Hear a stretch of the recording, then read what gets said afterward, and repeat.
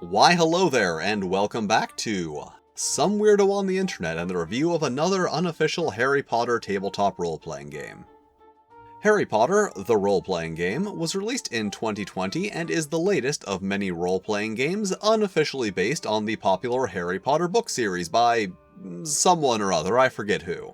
Because there is no official Harry Potter role-playing game, despite a fairly large and obvious demand for one, but that's probably never gonna happen, so let's get into this and make us a magical youth. Character creation begins by naming our character, then we choose or roll our lineage, which is Half-Blood. Everything I'm rolling for here you do have the option of choosing, I just like rolling. Then we choose a profession, and let's just go with Student at Hogwarts School of Witchcraft and Wizardry. But there are actually other options. And then we roll our house, Hufflepuff. Well, it could be worse. And of course we start as a first year. Then we can roll for a pet and our wand, which requires us to roll for the wood, which provides some kind of bonus, length, core, and flexibility, which determines the wand's resistance to damage. And it seems we have a fairly flexible 10¼ inch applewood wand with a unicorn hair core, which gives us a +5 bonus when interacting with magical creatures. We have 5 attributes: vitality, speed, wits, knowledge, and focus, and 11 points to distribute between them. We are then given 12 points to spend on some specific skills, and 3 points to spend on any skills. And if we want to, we can also add specialties to our skills, which grants a +2 bonus when using the skill for that specific thing. And you know what? It would actually probably be more fun to be a second-year student, so let's pull up the year adjustment table.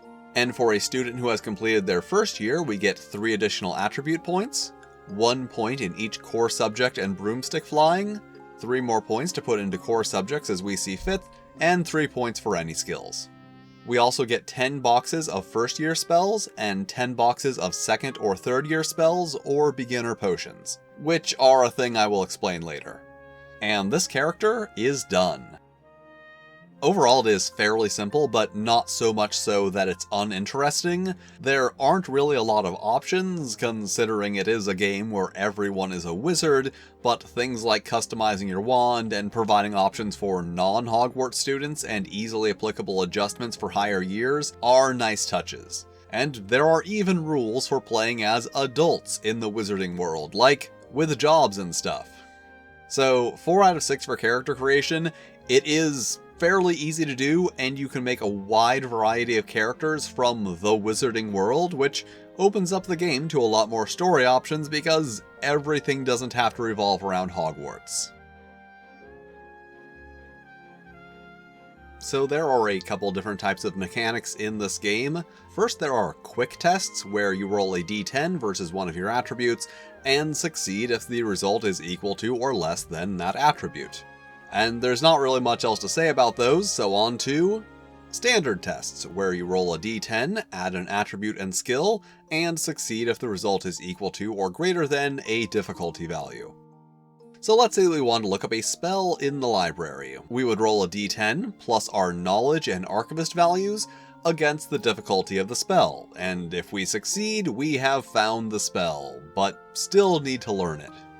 Now, the cool thing here, the thing that I like, is that the skills are not tied to specific attributes, so you could roll vitality plus balance to climb a wall, or speed plus balance to dodge some falling rocks, instead of having 2 different skills tied to specific attributes, which basically means you can cover more situations with a smaller selection of skills, since you can select whatever attribute and skill combination applies best to whatever situation happens to come up. Now, magic is obviously something of moderate importance in a game set in a universe known as the Wizarding World, so let's take a look at the Ingorgio spell, because if I'm going to talk about a Harry Potter spell, it's going to be the one with a weirdly suggestive name. All spells have a number of boxes with difficulties in them, in this case 12 and 9. So let's say we are in class and we are studying the Ingorgio spell. For each 3 hours of study, we get to make a roll to learn the spell, adding our focus and charms, and a +1 bonus for the formal education environment. If the result is equal to or greater than the highest difficulty box, we have successfully learned Ingorgio. So we mark off that first box and receive a story point, which you can get for lots of different things and can then be spent to increase attributes and skills or learn spells at varying costs. Now, the next time we try to cast Ingorgio, we still have to roll, but the difficulty has been reduced to 9, and if we succeed, we get to mark off that second box and have mastered the spell, meaning that we no longer have to roll to cast it under normal conditions. Potions function similarly, but are a bit more involved, as in addition to making the potion, you also have to gather ingredients and bottle it, all of which can affect the outcome. Overall, this is a thing where if it was in a different game, I might say it felt unnecessary, but being a game focused on a wizard school where you go to learn magic makes having mechanics for learning magic fit in really well. And that's about it for mechanics, unless you want to see a wizard's duel. You there! I challenge you to a wizard's duel! You're on, Slytherin. In a duel, both participants decide what 2 actions they will take, then roll initiative with speed plus dueling. And it seems our opponent is first, and they use their first action to cast a spell, Incendio! rolling wits plus dueling, and we roll speed plus wits to dodge. Because the spell roll did not exceed our dodge roll, the attack is avoided. Then our opponent fires off another spell, and this time does beat our dodge attempt, Vidimilius! Yeah! So damage is rolled. Then we roll plus our vitality and compare the result to the damage to determine how many circles of body damage we take, which is 1. Oh, But now it is our turn. We cast a spell and the opponent attempts to dodge, but because of our injury, the difficulty, in this case the opponent's dodge roll, is increased by 1. But we do still hit, Immobilis! and they are frozen. And as they are unable to react, we can reasonably just cast our next spell without opposition. Ingorgio. Well, have you had enough? And bring this duel to a comedic end.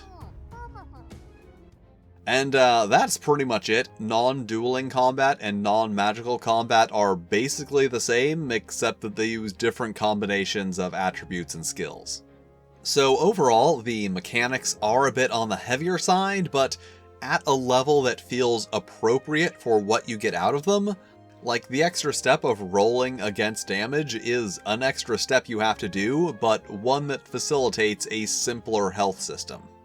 So, 4 out of 6 for mechanics. There are a lot of things, but everything has its purpose and serves the game, and I just like it. So, there is a fair bit of content in this game with 153 spells and 34 potions, all of which have their effects detailed. I specify because the last one of these I reviewed didn't really do that. The selection is something of a mixed bag, as it is the spells from the books, not spells designed to be specifically useful in the game, but that is the point here, to have the stuff from the books. There are also 28 creatures, stats for Hermione, Ron, and Harry at ages 11, 14, and 17, and a bunch of other characters, most of whom I do not know who they are. So, 1 point to content endure. Overall, the writing here is fine. A few things could be clearer, and there are some errors, but more importantly, it is written in a way that does not assume the reader is 100% familiar with the wizarding world of Harry Potter, which I very much am not, and was pleased to not be faced with a bunch of references that I was expected to understand, but didn't. So, no adjustment for writing. It's good, just not extra point good. The layout in the book is fine, professional, but nothing too fancy. It serves the purpose of delivering the content to your eyeballs. Also, there are some reference pages at the back, which is a thing I always like to see. So, 3 out of 6 for presentation. It does the thing. And that was Harry Potter, the role-playing game, a much more complex Harry Potter role-playing game than something like Hogwarts, but not like too complex. The focus is clearly on having a cohesive game and not just like throwing everything possible into it. It is what I would consider to be easily understandable for the average adult who is not familiar with role-playing games, but just to be sure, I did ask some Dumbledorks I know who are not familiar with tabletop role-playing games to take a look at it. And they did think that it was fairly easy to get your head around. And Wizarding World aside, I do like the mechanics here and just the general feel of the game. It is complex enough that nothing really feels lacking, but also simple enough that nothing feels extraneous. Alright, thank you for watching. A link to Harry Potter, the role-playing game, in the description, and if you have enjoyed this video, please consider checking out my Patreon, where you can get early access to videos and fun little things that I make for the Patreon. And even if you don't do that, you can always just hit all the lovely buttons, like, subscribe, these other videos, I'm sure they're all great. And if there are any other games you think I should check out, let me know in the comments. And until next time, Descendo!